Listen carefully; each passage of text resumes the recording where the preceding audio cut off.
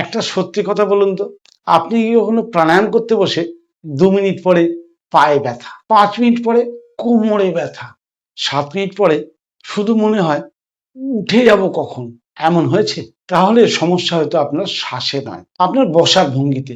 আজকের ভিডিও শেষে আপনি বুঝতে পারবেন কেন হাজার হাজার বছরের যোগশাস্ত্রে প্রাণায়ামের আগে আসনকে রাখা হয়েছে। মহর্ষি পতঞ্জলি বলে গেছেন, আসন শুদ্ধি ছাড়া কখনো প্রাণায়াম হয়ই না। অর্থাৎ প্রাণায়ামের উপকারিতা সঠিকভাবে পেতে গেলে আগে সঠিক পদ্ধতিতে বসার অভ্যাস গড়ে তুলতে হবে। আপনি বসে যদি আরাম বোধ না করেন, মন যদি আপনাকে বারবার বিরক্ত করে, 5 মিনিট বসে আছি আর পারছি না, পা ধরে গেছে, পা যন্ত্রণা করছে, হাঁটু ধরে গেছে, কোমর টনটন করছে, তাহলে মন তো আপনার শুদ্ধ হবে না। আর মন শুদ্ধ না হলে প্রাণায়াম কখনোই হবে না।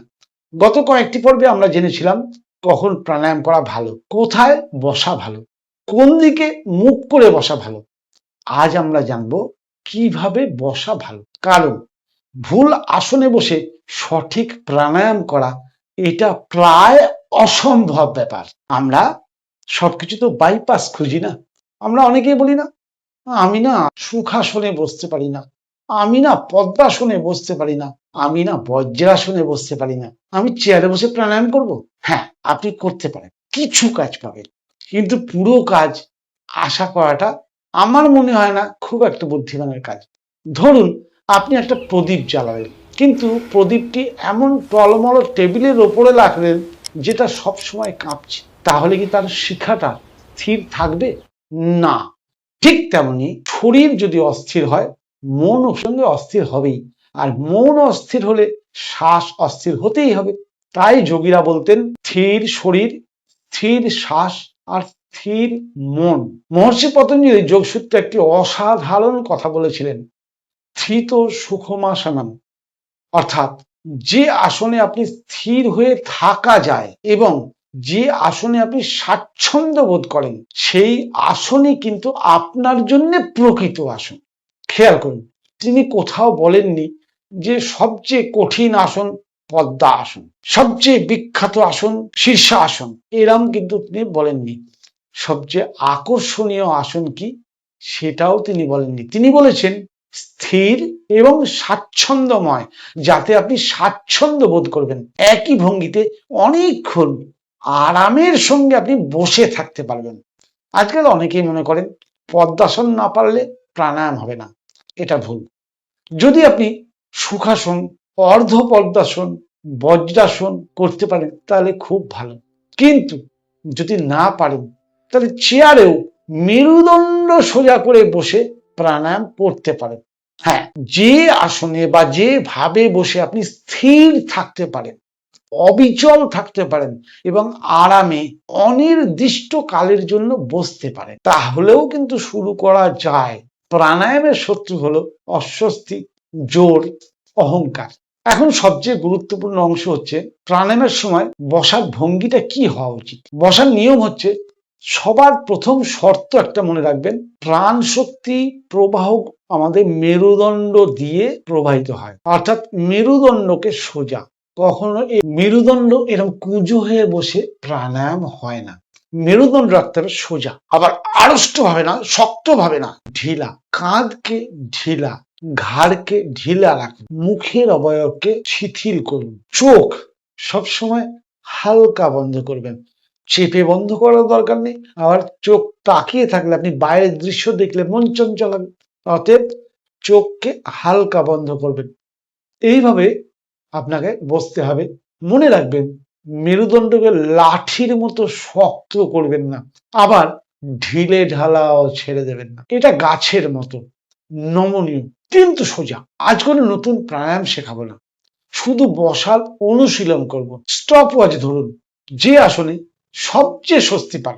আপনি অনেক আসনের নাম শুনেছেন, আপনি যদি মনে করেন আপনি পদ্মাসনে বসতে পারেন, পদ্মাসনে স্বাভাবিকভাবে যদি বসতে পারেন তাহলে তো সবচেয়ে ভালো। পদ্মাসনে বসতে পারছেন না, তাহলে এক কাজ করুন, সিদ্ধাসনে বসুন। সিদ্ধাসন মানে বাম পা বাম পা নিচের দিকে, ডান পা ওপর দিকে, এই দুটো গিটের সঙ্গে ঠেকে থাকবে, এই হচ্ছে সিদ্ধাসন। সুখাসন, সিদ্ধাসনে বসতে কষ্ট হচ্ছে, সুখাসনে বসুন। সুখাসন হচ্ছে ঠিক অপোজিট, সিদ্ধাসনের অপোজিট। বাম পাটাকে ওপরে দিন, এই গিট আর নিচের গিট ঠেকে আছে, এবং এই পা দুপায়ের ফাঁকে আর নিচের পা এই দুপায়ের ফাঁকে, এইভাবে আরাম করে বসুন। ঠিক আছে, এতেও যদি কমফর্টেবল ফিল না করেন তাহলে আপনি বজ্রাসনে বসতে পারেন। বজ্রাসনে একটা সুবিধা হচ্ছে মেরুদণ্ড সোজা অটোমেটিক আরামে রাখা যায়। এতেও যদি অসুবিধা হয় আপনি চেয়ারেও বসতে পারেন, কিন্তু করুন, অভ্যাস করুন। আপনি স্টপ ওয়াচ ধরে দেখুন যে আপনি কি আরাম করে বসতে পারছেন। আপনি কি অন্ততপক্ষে 5 মিনিট স্থিরভাবে এই পরিস্থিতিতে বসতে পারছেন? যদি পারেন, আপনি কি 5 মিনিট স্থির থাকতে পারেন? শুধু 5 মিনিট, কিচ্ছু করবেন না, শুধু বসে থাকা অভ্যাস করুন। স্থিরভাবে চোখ বন্ধ, মেরুদণ্ড সোজা, মেরুদণ্ড ঢিলা, কাঁধ ঢিলা, মুখ অবয়বকে ঢিলা রাখুন, শরীরে কোনো আড়ষ্টতা রাখবেন না। আজকে লক্ষ্য রাখুন, আজকের লক্ষ্য শ্বাস নয়, শুধু বসা। একটি বড় ভুল কখনোই করবেন না, ব্যথা সহ্য করে বসে থাকাকে সাধনা ভাববেন না। অনেকের অভ্যাস নেই, কিন্তু কিছুক্ষণ 2-3 মিনিট বসার পরে হাঁটুতে ব্যথা অনুভব করছেন বা গোড়ালিতে ব্যথা অনুভব করছেন।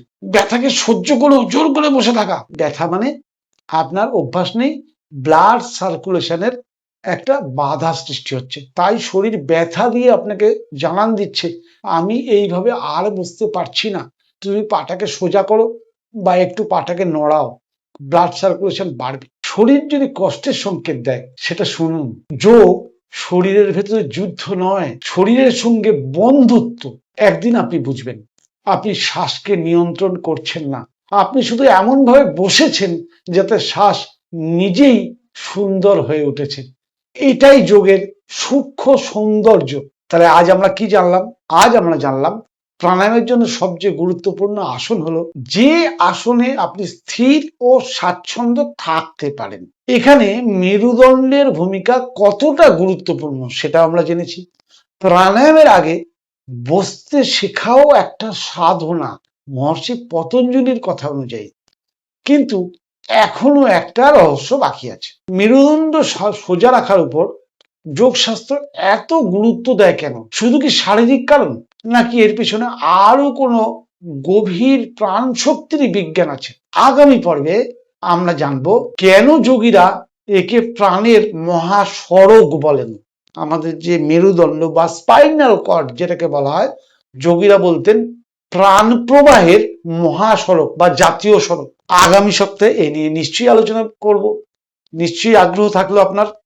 ততক্ষণ পর্যন্ত আজ শুধু একটা কাজ করুন, শ্বাসকে ঠিক করার আগে বসাকে ঠিক করুন। ভুল আসনে বসেছেন, অথবা তাই প্রাণায়াম কাজ করছে না, অথবা পদ্মাসনে না বসতে পারলে কি করে হবে, তাহলে নিশ্চয়ই বুঝতে পারলেন বসাটা কতটা জরুরি। শ্বাস থেকে চেতনার যাত্রার আজকে 15তম পর্ব। 15তম পর্বে আমরা শুধু বসাটাকে বুঝলাম। 90 পর্বের এই শ্বাস থেকে চেতনার যাত্রায় আমরা তিলে তিলে প্রাণায়ামের বেসিক শিখছি। আগামী সপ্তাহে শিখব মেরুদণ্ড সোজা রাখার পিছনে যোগী মহাপুরুষদের কি মতবাদ, সঙ্গে আধুনিক বিজ্ঞানও কি বলছে। নিশ্চয়ই অপেক্ষা থাকবেন, আশা রাখবো। যদি শ্বাস থেকে চেতনার যাত্রার এই ধারাবাহিক আপনার ভালো লেগে থাকে তাহলে অবশ্যই যারা নতুন দেখছেন চ্যানেলটিকে সাবস্ক্রাইব করে নেবেন, আর আত্মীয় স্বজন বন্ধু বান্ধবদের যারা প্রকৃত প্রাণায়াম শিখতে চায়, তিলে তিলে প্রতি সপ্তাহে অল্প করে আমরা একটু একটু করে এগিয়ে যাচ্ছি কিভাবে প্রাণায়াম আমরা অভ্যাস করব এবং তার সঠিক উপকারিতা আমরা শরীরের উপর অনুভব করব। তাহলে দেখা হচ্ছে আগামী সপ্তাহে। ততক্ষণের জন্য বসার অভ্যাস করুন। নমস্কার।